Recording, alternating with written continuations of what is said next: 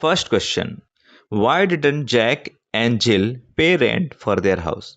मतलब जैक और जिल अपने घर के लिए किराया क्यों नहीं चुकाते थे? आंसर है, Jack and Jill didn't pay the rent because they had bought the house on installment. Jack और जिल घर का किराया इसलिए नहीं चुकाते थे क्योंकि उन्होंने घर को किस्तों में लिया था, अर्थात ईएमआई में खरीदा था। How much did aunt Jane give Jack and Jill as their wedding present? मतलब आंट जेन ने जैक और जिल को शादी के प्रेजेंट के रूप में कितना दिया हुआ था? आंसर है, aunt Jane gave Jack and Jill 200 pounds as their wedding present. मतलब आंट जेन ने जैक और जिल को 200 पाउंड शादी के प्रेजेंट के रूप में यानी गिफ्ट के रूप में दिया हुआ था। Question number third, why did aunt Jane refuse to lie down on the bed?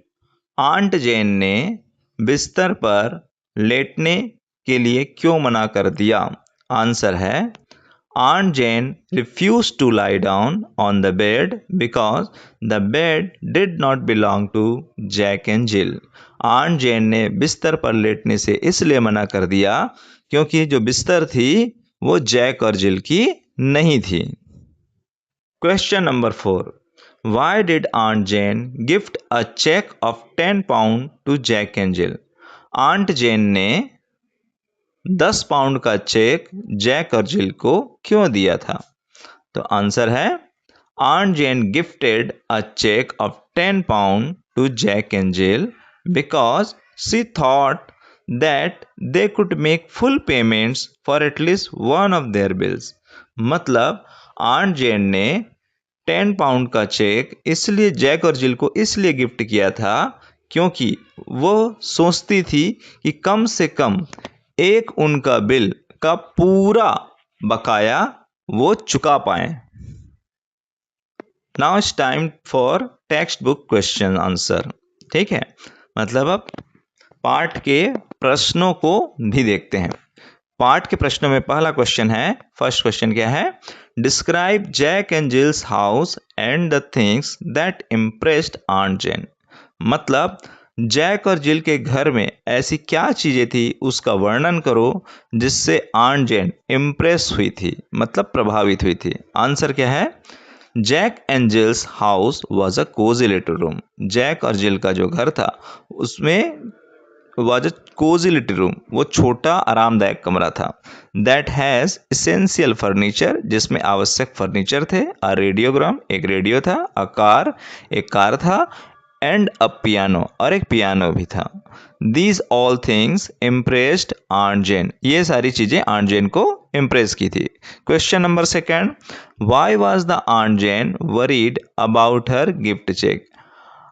Aunt Jane को अपने गिफ्ट चेक को लेकर चिंता क्यों हुई? आंसर है, aunt Jane was worried about her gift cheque. Aunt Jane को अपने गिफ्ट चेक को लेकर चिंता हुई। Whether she had gifted Jack 2000 pound, कि कहीं उसने जैक को 2000 पाउंड का चेक तो गिफ्ट नहीं कर दिया। In place of 200 pound, 200 pound के बजाय। Looking at his lavish expenditure, उसके ऐश्वर्य या बहुत ही अमीरी वाले खर्चे को देखकर।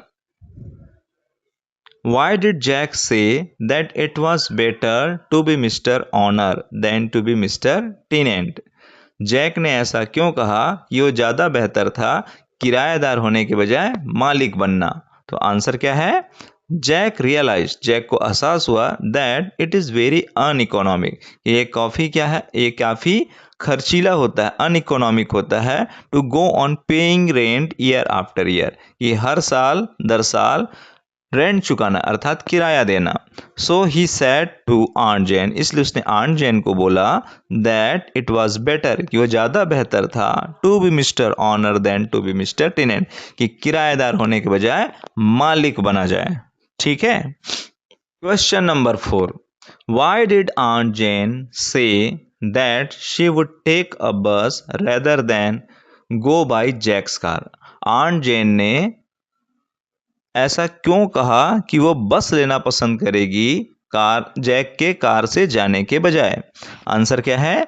आंट जेन सेड, आंट जेन ने कहा दैट कि सी वुड टेक अ बस, कि वो बस लेना चाहेगी, rather than go by Jack's car, Jack के कार से जाने के बजाय। बिकॉज, अब यहां से आंसर स्टार्ट हो रहा है, because the car was not entirely owned by Jack, क्योंकि जो कार थी वो पूरी तरह से जैक की कार नहीं हुई थी, जैक का हक उस पर नहीं हुआ था। Question number 5, what did Jill do with the 10 pound cheque presented by aunt Jane? Jill ने आंट जेन के द्वारा दिया गया 10 पाउंड का चेक को क्या किया? आंसर क्या है? जिल सेंट द 10 pound चेक, जिल ने 10 पाउंड के चेक को भेज दिया। किसको भेजा? To doctor Martin, doctor Martin को भेज दिया। From home they had bought their baby in installment, जिससे उन्होंने अपने बेबी को यानी अपने बच्चे को इंस्टॉलमेंट में लिया हुआ था। है ना फनी बात? Question number 6, describe a situation which you find most humorous in the play. उस सिचुएशन का वर्णन करो जो आपको इस पूरे प्ले में, इस पूरी कहानी में सबसे ज्यादा हास्यास्पद लगी, मतलब हंसाने वाली लगी। आंसर क्या है?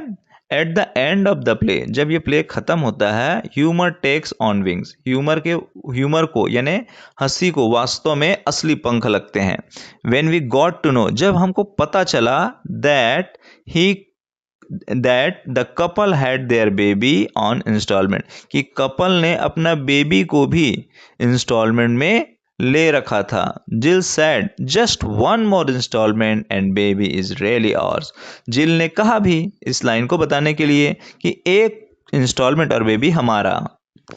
ठीक है। क्वेश्चन नंबर अब 7, क्वेश्चन नंबर 7 क्या बोलता है?